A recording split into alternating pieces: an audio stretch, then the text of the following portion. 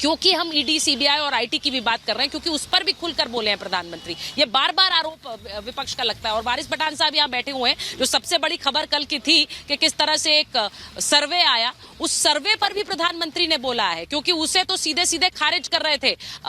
कल वारिस साहब आपके नेता के साथ थी, मैं असदुद्दीन ओवैसी साहब, और वो पूरी तरह से उस सर्वे को व्हाट्सएप सर्वे बता रहे थे। तो उस पर भी प्रधानमंत्री ने बोला है। मैं एक बार जरा वो क्लिप सुनवा देती हूँ, उसके बाद वारिस साहब आपके पास आ रही हूँ। जरा सुनवाइए कि क्या कहा है जब उन्होंने कहा कि आबादी किसकी घट रही है, किसकी बढ़ रही है। उन्होंने कहा वो इंपॉर्टेंट नहीं है। क्या कहा, जरा सुनिए।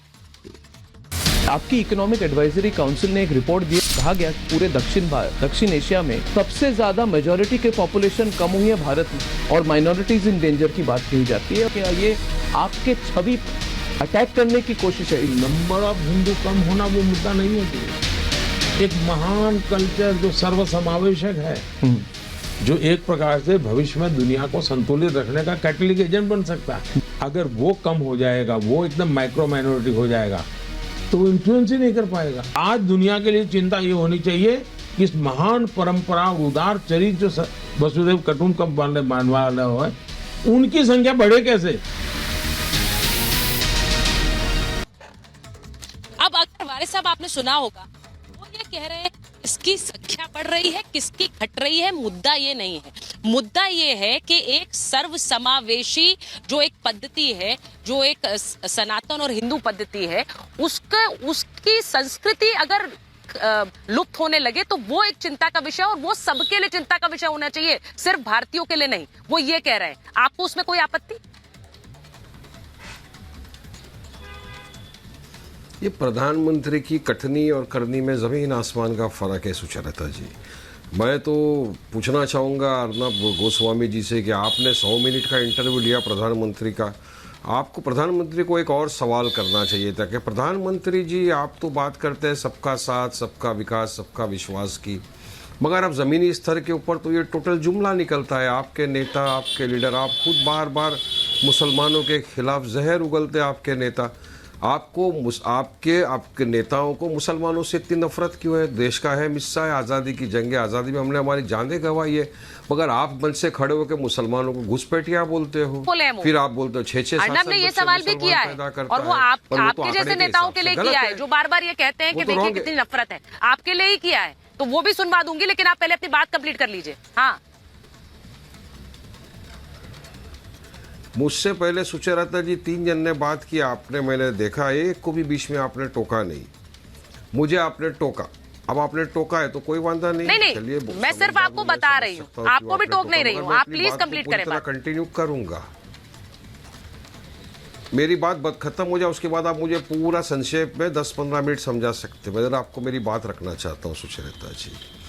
अभी मोदी जी के नेता स्टेजों से खड़े होकर बयानबाजी देते हैं कि 15 मिनट नहीं, 10 मिनट नहीं, 15 सेकंड हमको दे दो, हम सबको ख़त्म कर देंगे।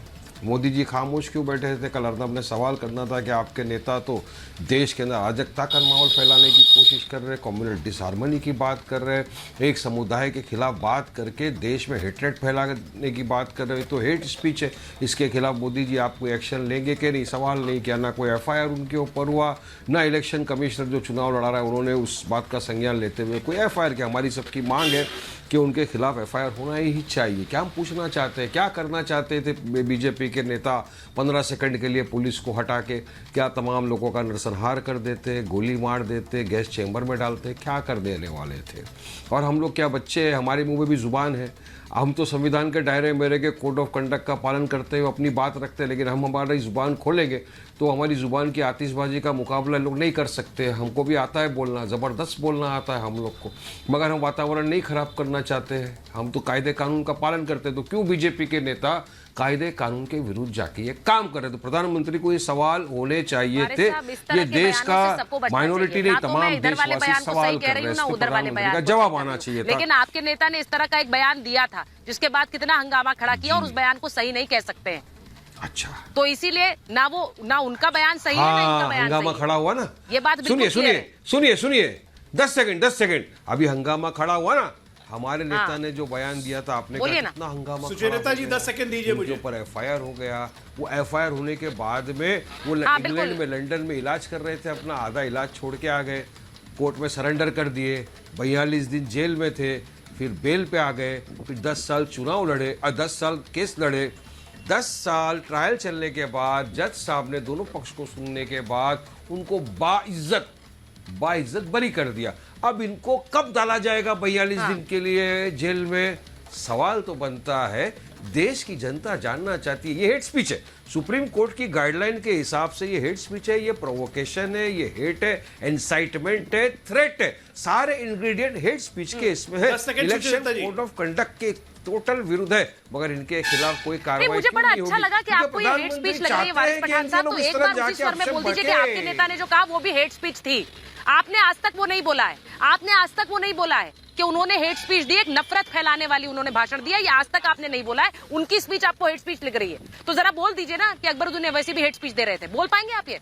12 साल पहले हुआ था, 12 साल पहले एक वाकया हुआ था, उसके मैंने आपको संक्षेप में समझा दिया कि उससे कोई फर्क नहीं पड़ता, आप बोल पाएंगे। सवाल ये है, आप उनको हेट स्पीच बता रहे हैं, आप अपने नेता के, हर किसी को अपने गिरेबान में झांकना चाहिए। वो अजय जी का डोमेन है, उनको बोलने दीजिए उस पर। अजय जी जवाब देना चाह रहे हैं, अजय जी जवाब दीजिए। आप अजय जी, फिर मैं हर्षवर्धन जी के पास जाऊं। अजय जी जवाब दीजिए। मुझे लगता है कि आप तो- नवनीत जी के स्टेटमेंट से सहमति रखती है।